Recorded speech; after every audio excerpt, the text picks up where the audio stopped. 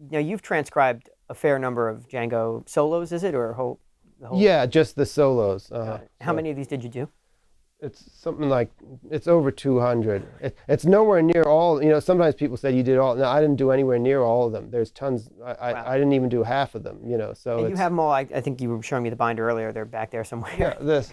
Um, so So if anyone wants to break in here, so that's what they're going for, right? yeah, but this is some guy in France put this online. I don't know if really? you can if you Google Django Reinhardt transcriptions, you'll probably be able to find Wow. that. So yeah, all this So over stuff. 200, and you did this as part of the research for the book?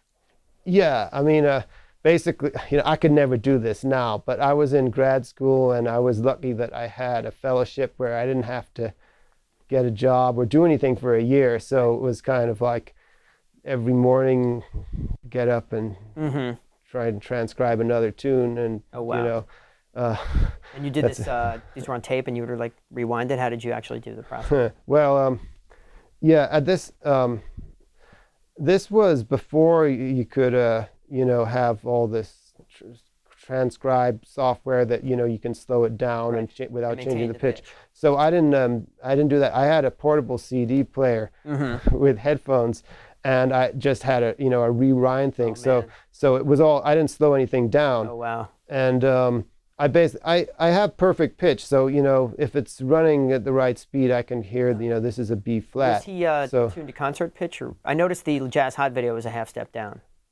That seems to be flat kind of. I think, it's hard. No, a lot of the recordings, they've in somewhere along the line, the pitch has been messed up, and right. It, something was going at the wrong speed somewhere in the recording or so it's hard to know. Right. So it varies sometimes throughout the recording. Yeah. So, it's hard to know exactly. I mean, there are certain things, well, say like, if you hear on the recording that he's playing an open string, then you can go and check, okay, this is the open A string. Then you can see if that's tuned. You'd hear that by the timbre of it. Yeah, but you don't actually know if he had tuned it to A440 at the time necessarily, so. The pitch reference has been lost, essentially. Yeah, so, I mean, I think most of them are within a quarter tone, but there's a few ones.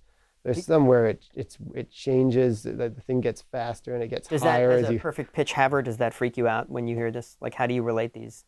Well, it depends. Yeah, to a degree. I mean, if it's just a little bit off, it's like, I mean, yeah, like there's one I was talking about. There's one of the late ones, there's this recording where it was going slightly faster, the thing went on, so it starts in A and ends up in A sharp or something like that.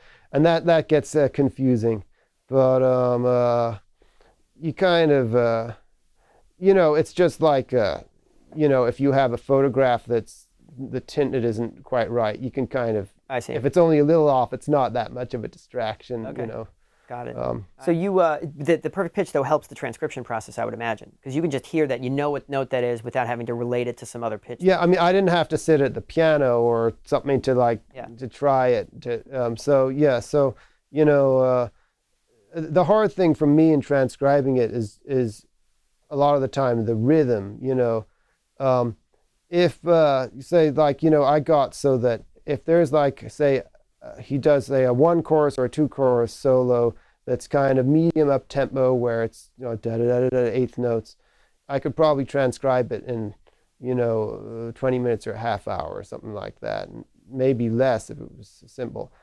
The things that get to be hard are the slow tunes where the rhythm is all complicated, and it's it's hard to write that down because it's not notated rhythms aren't really set up to do all that complexity. And you're down into multiple quavers at that point to get the ebb and the flow of it all. Yeah, and when he's playing a little ahead of the beat and stuff, it's everyone's going to do that differently if they try to write it down. So now, obviously, having really dug into a lot of these, how improvised are a lot of these solos? Quote in air quotes. I'm using air quotes. Yeah. You can't see me off camera. I mean, that's a good question. You can never know, except maybe sometimes where there's like two takes that were done on the same day that you can compare. And sometimes they're completely different when you have those things to compare. And sometimes they're very similar. Like there's a thing that's a solo unaccompanied thing called improvisation. Especially there's improvisation number 2, and I think there's 2 takes, and they're almost the same. You know, it's like it's one of the least improvised things he did, and it's called improvisation. So nowadays, it's like you hear any other guitarist. You know, there are other guitarists that were playing jazz that you hear in those old 30s recordings, and most of them are names that have kind of faded, and their solos sound kind of like,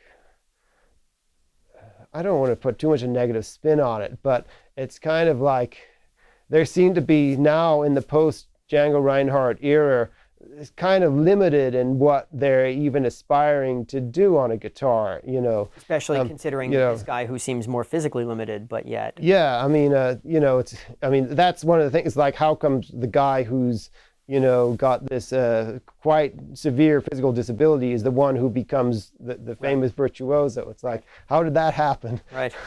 You know, so he certainly took, you know, the technical possibilities to a whole nother realm of, right. of, you know, what could be done. Yeah,